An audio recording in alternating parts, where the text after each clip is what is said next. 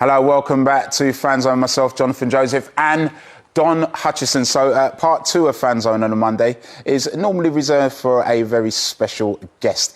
This time we have a former Premier League player making his debut, former Wolves winger and Manchester United supporter Matt Jarvis. Oh, you've outed him. Yes. Drop that in as well. He's outed you. Very well, thank you. Yeah. Sorry, Matt, when you're a journalist, everything's on the record. Yeah. Sorry about that. OK, we're going to go straight in with the questions. Now, we know how important that Virgil van Dijk is for Liverpool, but with him now missing for maybe most of the season, do you think it's a wide open title race?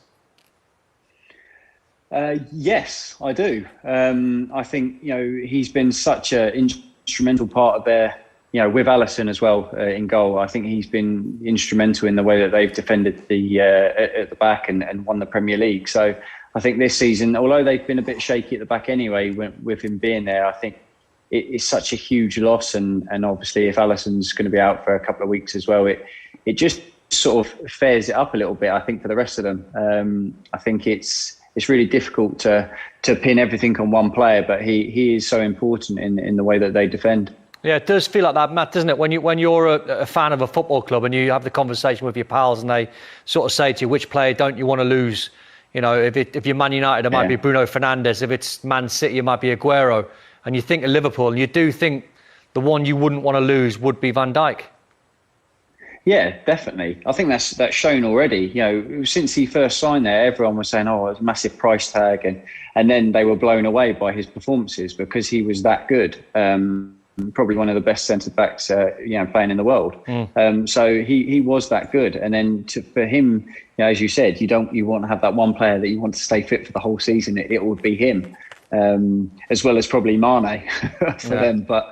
But he's so huge for them, and it's gutting for everyone else because he's such a great player, and it's great to watch.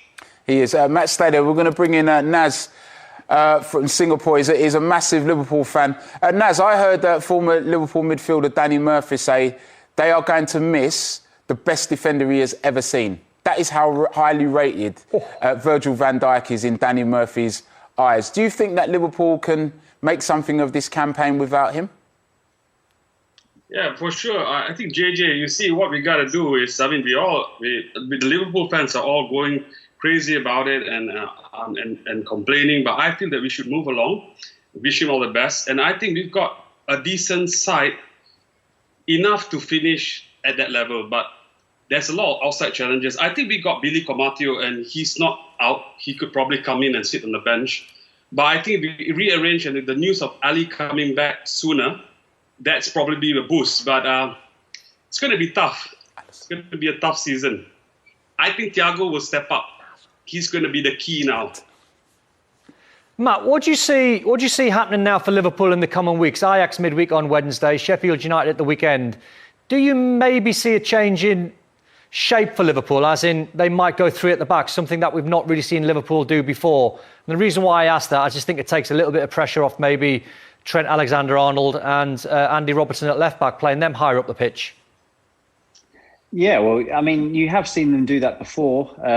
I think he is vital, that Van Dijk, to be in that 3, though. That's the biggest issue. But you're right, it would take the pressure off, and for them to have 3 at the back, it makes them a little bit more solid, and especially going in, Ajax would be a very tough game for them. Sheffield United haven't started that well this season, but it will be a huge game for them and an opportunity they feel that they could go and attack Liverpool. But changing the shape is a possibility, especially, to, as you said, to take pressure off the midfield, to take pressure off the goalkeeper as well, to have that extra player in there. But having Robertson and Trent a bit further forward might take, sometimes it's better for them to be walking onto things, to put crosses in like they do, to already be in that space. But it's certainly something for them to think about. Naz, like Don just said, Liverpool's next opponents in the Premier League are Sheffield United. How do you think that's going to play out? Not very worried, JJ, because I think their weak point this season is Ramsdale, is their goalkeeper. And Egan's been giving away too much of the ball, and he's getting sent off.